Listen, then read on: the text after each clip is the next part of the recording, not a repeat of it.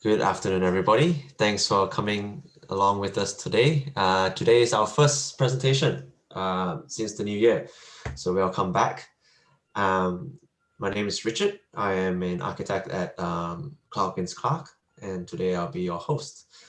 And today we have the privilege of listening to a presentation from Rebecca McLaughlan. Am I saying it correctly? Yeah.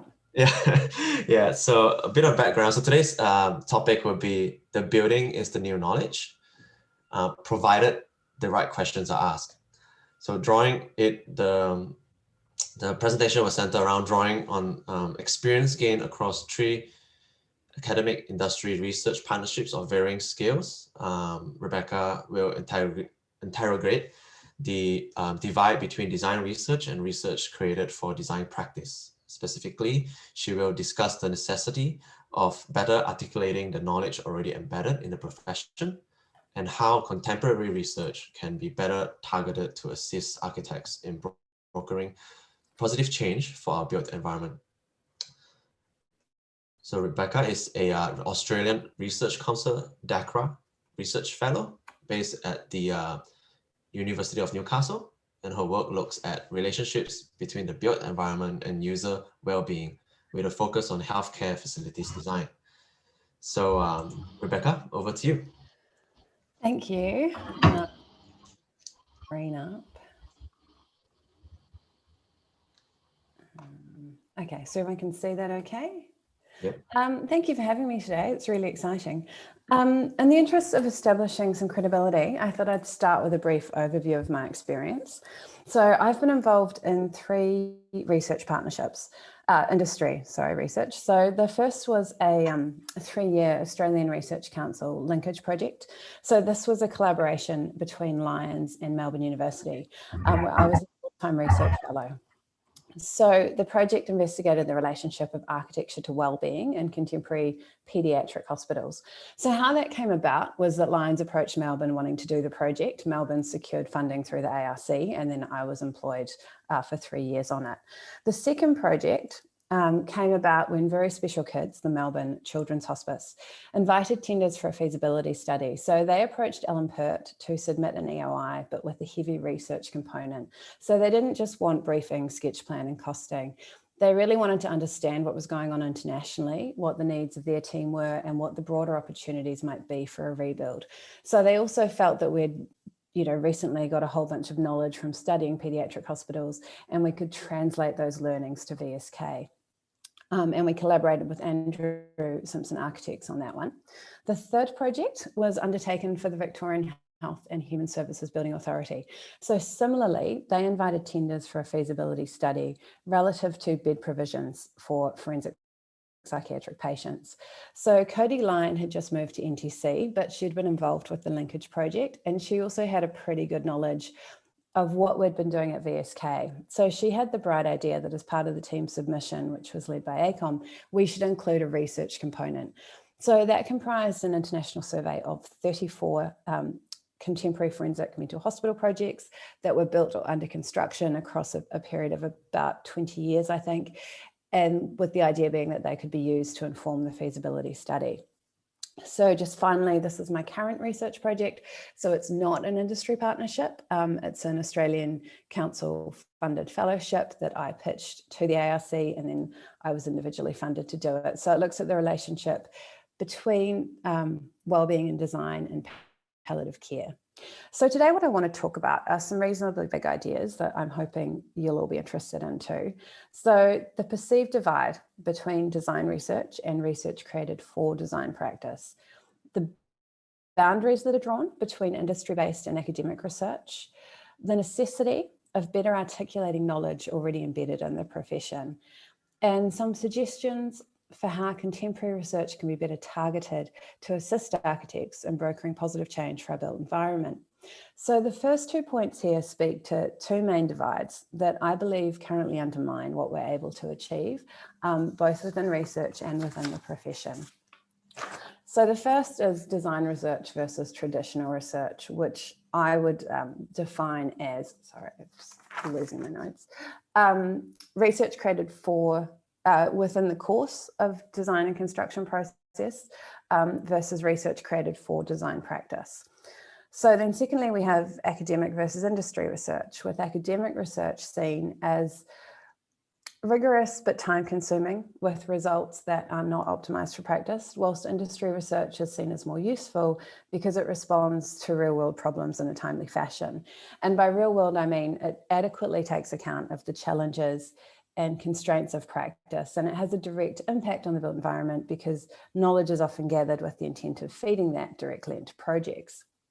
So the issues surrounding these two divides tend to overlap. So this presentation will probably jump back and forth a little across those various issues. But from Sari's presentation last month, I had a visceral reaction to this quote by Hamilton, that practice-based knowledge collection processes constitute a limited review of the literature and an equally limited effort at benchmarking similar projects. It does not even rise to the standard required of a serious researcher or scientist.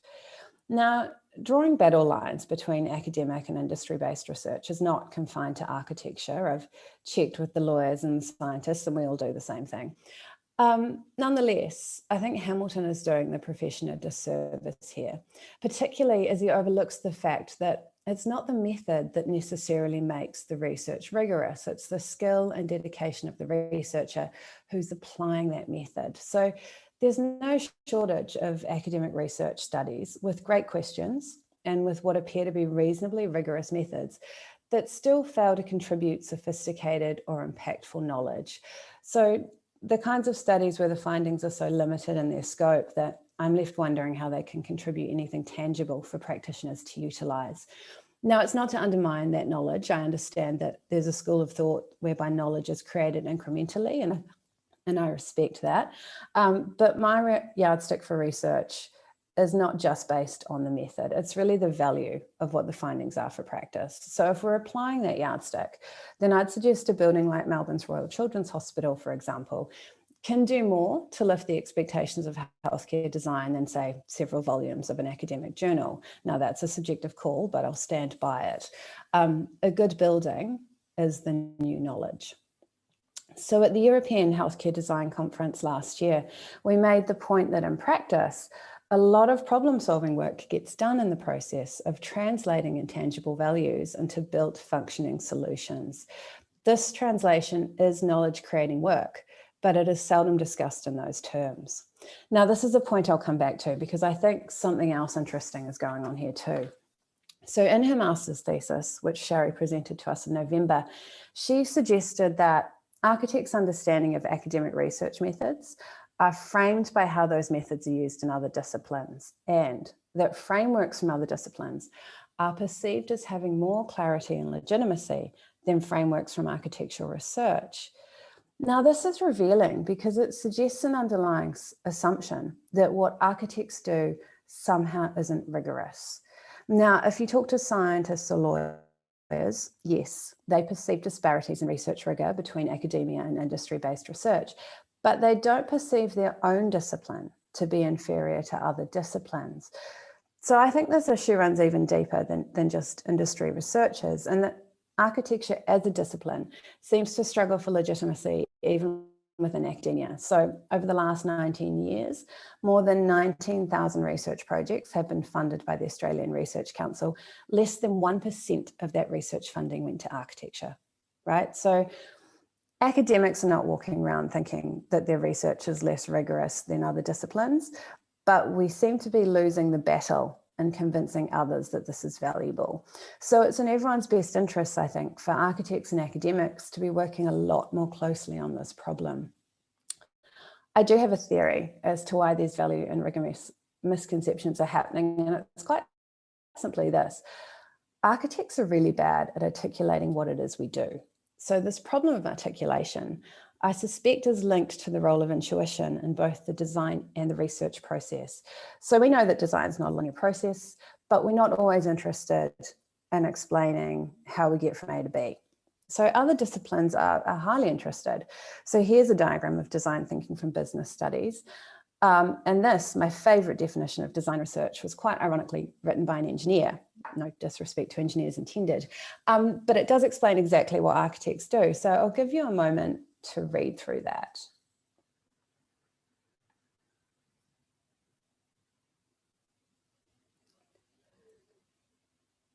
So architects learn through experience across multiple projects through practice-based forms of inquiry by getting to know their clients and their clients' needs, and by gathering often informal post-occupancy data.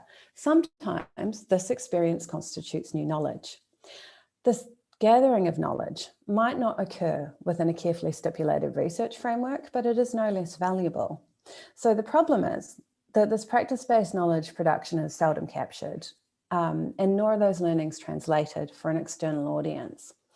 But if we return to this issue of intuition for a minute, we've got a problem that design intuition and research have come to be viewed by some as mutually exclusive. Okay, so Kieran, for example, has argued that education focuses on developing design intuition and that this must be supplemented with a deep research ethic. Yet Perot has suggested that intuition is bringing to bear on a situation everything you've seen, felt, tasted, and experienced in the context of professional practice.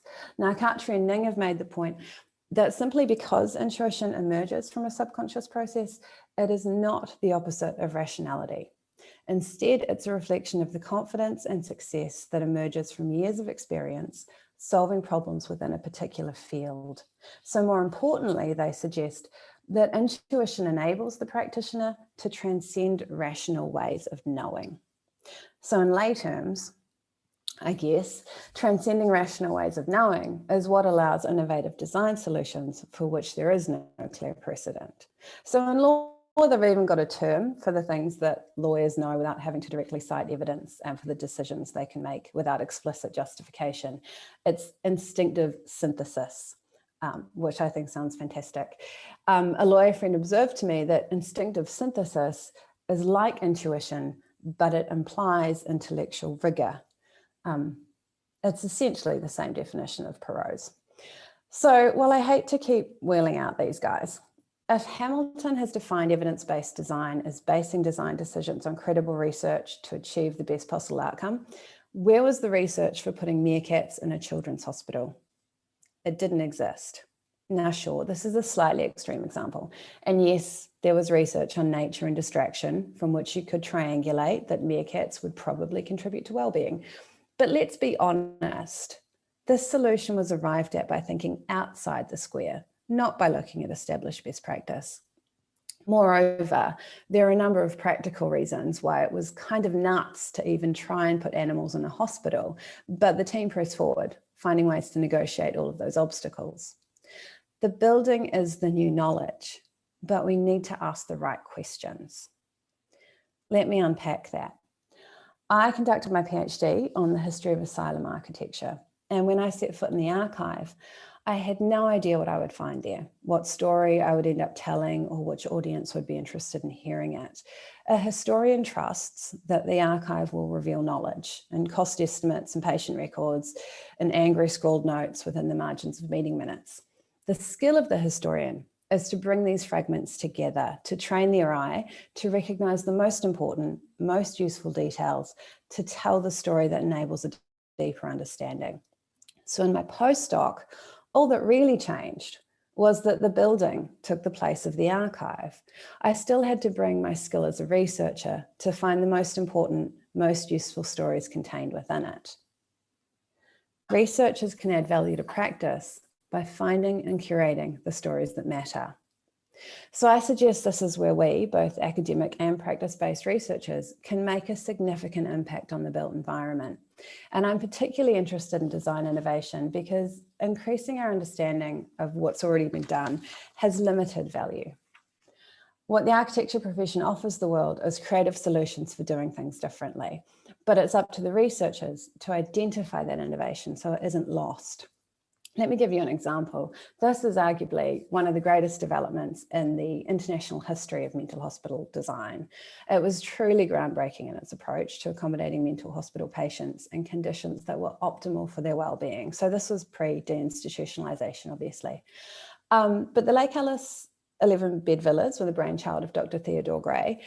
Unfortunately, the construction schedule fell behind. The staff culture at the hospital wasn't very conducive to making this idea work.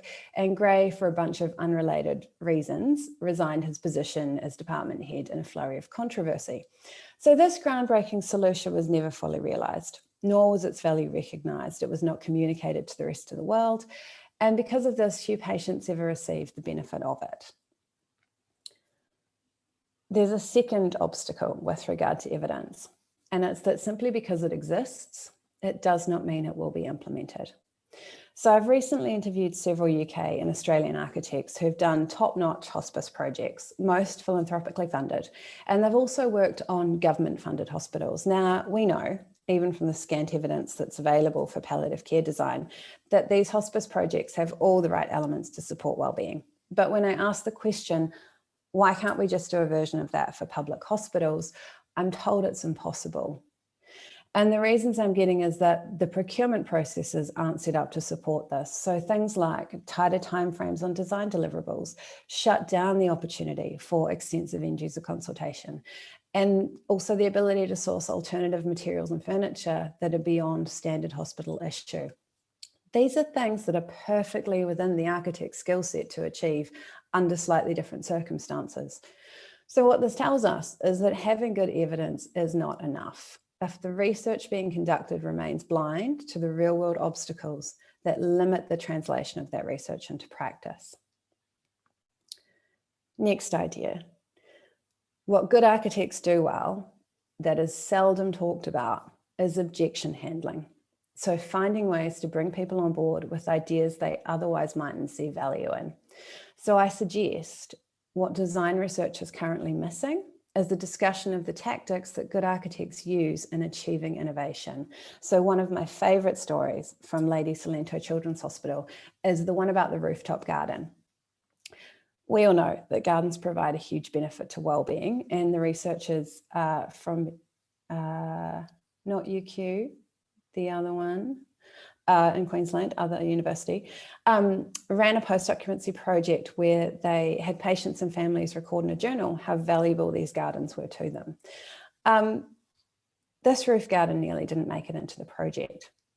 The value engineers needed to make savings. We all know these stories. And this was a nice big ticket item that had minimal redocumentation required to get rid of it.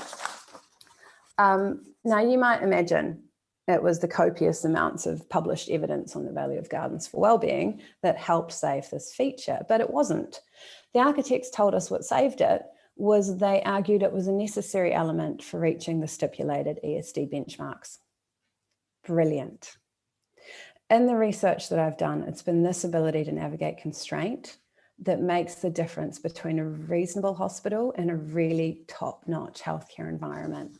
So at RCH, there were similar stories about the meerkats, about the fish tank, about the degree of expenditure on the inpatient rooms, about ensuring all the inpatient views have nature views. These were all examples of sophisticated objection handling. And we've currently got a paper under review that talks about all of these things in order to make the argument that it's really important to understand real-world obstacles if we want to arm architects with good evidence that can help them get better buildings into the world. The building is the new knowledge, and sometimes it reveals things we don't expect. So to finish off, I want to tell you a story about the value of asking the right questions and why practitioners might not be the right people to recognise what those questions are. So RCH was no small improvement on current practice. It was a game changer. In 2018, I met the design team of the Copenhagen's Children's Hospital. Now, as you can imagine, this has a massive budget. It's resource like nothing we've ever seen in Australia. It's scheduled for completion in 2024. And when I met them, they said that RCH, almost a decade after it opened, is still the hospital they are striving to beat. I mean, that's quite remarkable. Now, when we interviewed the architects about RCH and its relationship to wellbeing, they spoke mainly about the idea of the main street, the use of materials, the importance of light, nature views, designing for curiosity, all of the stuff you would expect architects to talk about. It wasn't until we'd done our research that we'd identified what about this environment children were responding well to. that we scheduled some follow-up interviews and finally got past, the regular conversation to some of the more interesting stuff. So to give you a nutshell synopsis of this, there was extensive consultation with kids that hadn't really been talked about. There was a pedantic brief given to the graphic designers stating exactly what the architects needed from those graphics and how they were to be used. There was a great story behind how the meerkats came to exist and how they were protected through the procurement process. We were also told about the visits to international precedent hospitals and how the team took specific notice of what kids ran to. So what were they really excited by within these environments? Now, for a press release or an awards jury, these wouldn't be the stories you'd tell. But for research, in terms of distilling an approach that could assist other architects working in the field, these stories become the really useful ones. So when you start to think about research in these terms, it naturally leads to other questions. How can academic research methods be better applied in practice? How can the legitimacy of practice-based research methods be better recognised? How can academia and practice work more productively together to achieve this? So with reference to question 2, we recently spent some time interrogating the desktop precedent study since they aren't going anywhere. Practitioners rely heavily on these, they'll continue to do so. So they have a very real impact on contemporary hospital design. Why fight that? Why not find a way to value that knowledge and to work more productively with it? We then wrote this article, this one here, where our primary research method was a desktop precedent study, and we managed to get it published in a leading academic journal, but not without our own fair share of objection handling along the way. We did a similar thing with this article from the kids' hospice. So very quickly, the article I'm currently working on provides another example of finding and curating the stories that matter. In palliative care, this issue of the private versus the ward accommodation question rages on, as it does across all of the medical specialties, but the stakes in palliative care is so much higher. For example, families need private rooms for those end-of-life rituals that are cultural or religious, or even just for saying goodbye and having the conversations they have to have. But families are also saying things like, I can't be there enough, and I'm worried that my family member is lying in isolation with nothing to think about except that they're dying. This is high stakes stuff. And because of that, it's been studied over and over and over and over. People are still studying this, trying to get the simple answer. If you then look at what's happening in practice, Nord and Ryder at the Prince and Princess of Wales Hospice in Glasgow have actually come up with this really great solution. They've used a Centigram plan, which means that you have people, families, staff in that middle space all the time. The patient has complete control over that blind. If they feel like they need to talk to people, they can open it up. If they want to be alone, they can close it. It's catering to all of the issues that the literature is still banging its head on a wall about. So I guess the question is this then, who's bringing these two schools of knowledge together? How will anyone from Camp A know that a solution's already been identified by Camp B? So I'm really passionate about breaking down these unhealthy divides between research and practice. And I sit in opposition to Hamilton on this one, because I think researchers can add value by giving more credit to what's been done in practice. And I'm not suggesting that we act in a marketing role or that we lose our objectivity. We can literally just look at what's been built and tell the stories that are there about the value of good design. Thank you.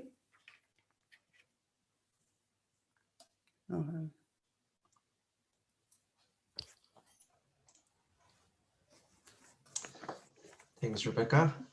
It was really good. Particularly got me thinking about, asking the right questions, and from the perspective of, in a sense, looking at not just what actually should go in there, but how, and how do you keep that in there. And the story behind the roof garden was really was a good one, that you make something like you must make innovation an essential part of the building so that you cannot value manage it out. And I wonder, perhaps maybe this could be a starting discussion for the floor. Was there any particular innovation or something that you felt that was the key part of your project that that either maybe you struggled to get in, or you somehow, like what Rebecca said, a sophisticated objection handling, that you came up with ways to keep that aspect of your design in the project?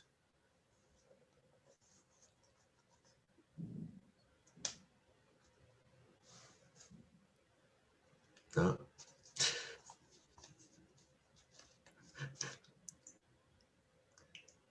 Which I suppose speaks to how difficult it is, I suppose. Sometimes when you're trying to champion something new,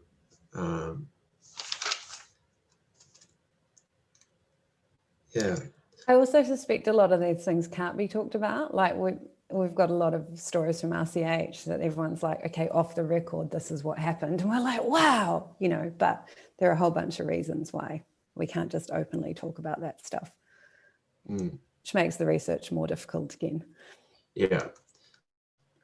Is the confidentiality around mainly just the fact that it's a process that cannot be revealed, or is it perhaps sometimes an IP thing that people don't want to talk about? I think it's just multiple stakeholders.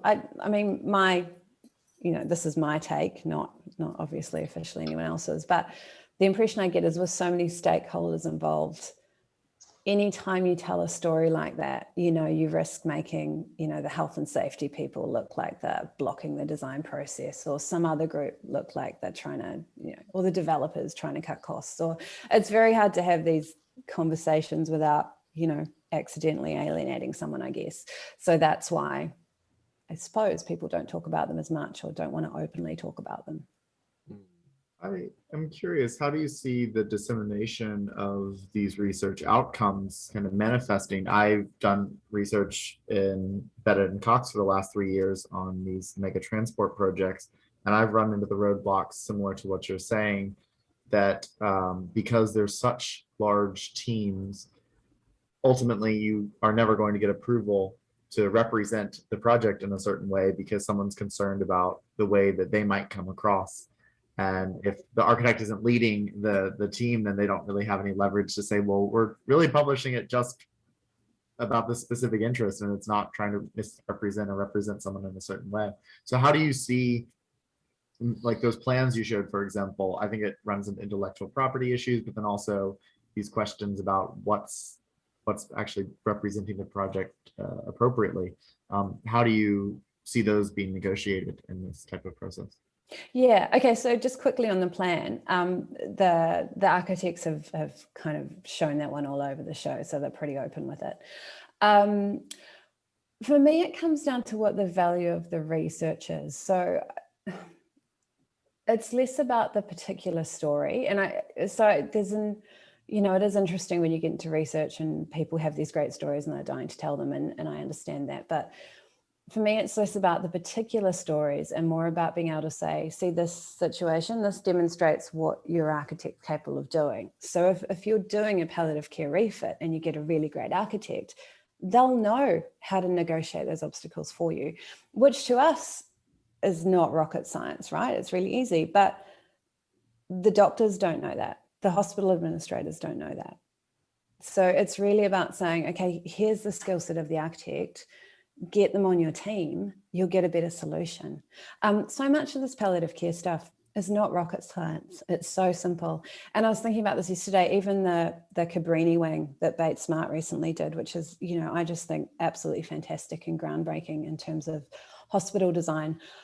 I don't imagine any architect looked at that and went, oh, how clever and innovative they had all the hospital equipment. I think every architect went, oh, thank God someone figured out how to get that across the line. So it's that kind of thing that I think if the medics, if the administrators, if the people making the decisions properly understood what architects were capable of doing for them, I mean, imagine what we could do then.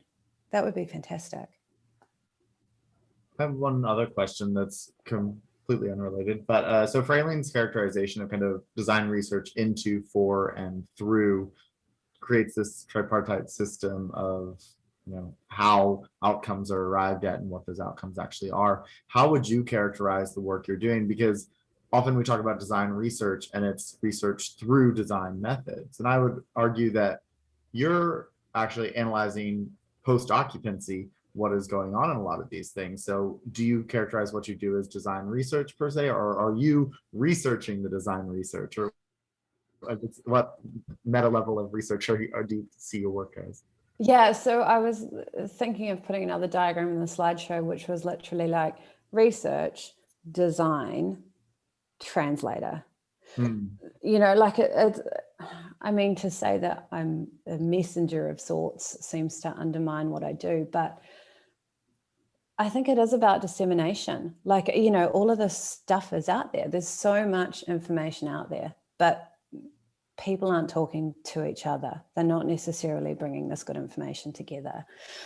So yeah, I do a lot of post-occupancy stuff, obviously, and we do a lot of talking to patients and architects and physicians. But, you know, like you have a chat to patients and that's great. They tell you lots of interesting things, but they don't understand that you can't put a pot plant in.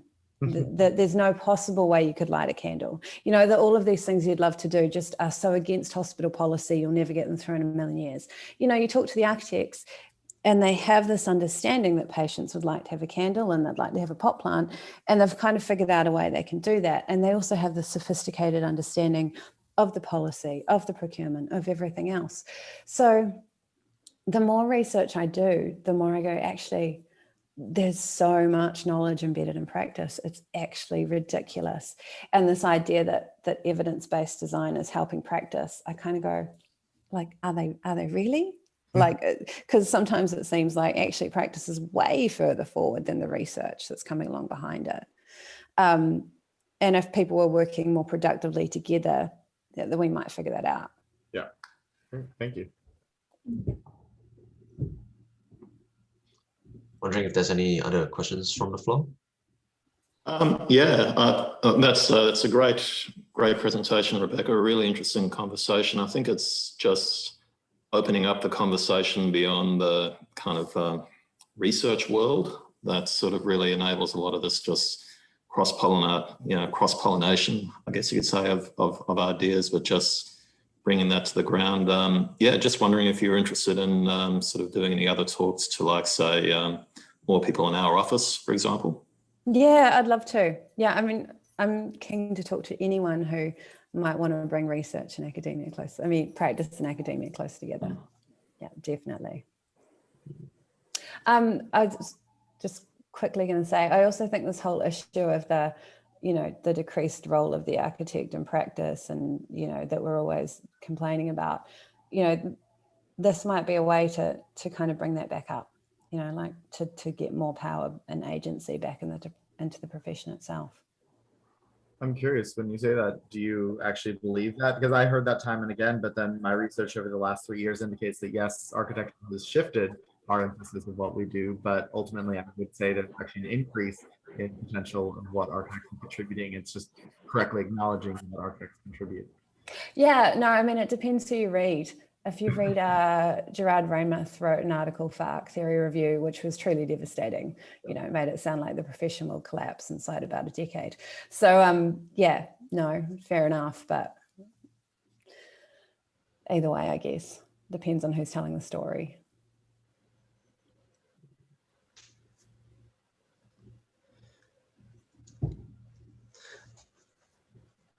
I have a question, actually, if you don't mind.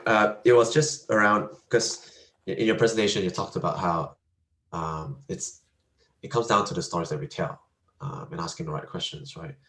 But it almost sounds like often what gets something across the line and what keeps something from getting cut from family management is often comes down to the dollars and cents. And sometimes it's about what they can save or what they have to spend. And in regards to, say, like an ESD component where it's a standard that they have to achieve, then they will have to spend that money. And so you almost trap them, in a sense, into that scenario. And I was talking to a friend about, say, family-friendly apartment design, and there was a part of this discussion that talked about how can we get developers more, to buy in more into that and to break the mold into the typical apartment layout. And one idea was, what if we make it an industry standard that is expected of every project that's being delivered. But then it almost sounds like you then now goes beyond into legislation and standards. And I wonder, is in your experience, do you find that is the story enough? Then it almost feels like it needs to tie back to some form of obligation on the client's part that they have to fulfill, to try to get them into doing what is right as a profession. No, I mean, I don't know the answer to that, but short answer is no, the story is not enough, I guess. For me, the story is the part I can help with. But you're right, there are much bigger things at stake and lots of things that need to be done. This is a little bit that I can do, I suppose. Mm.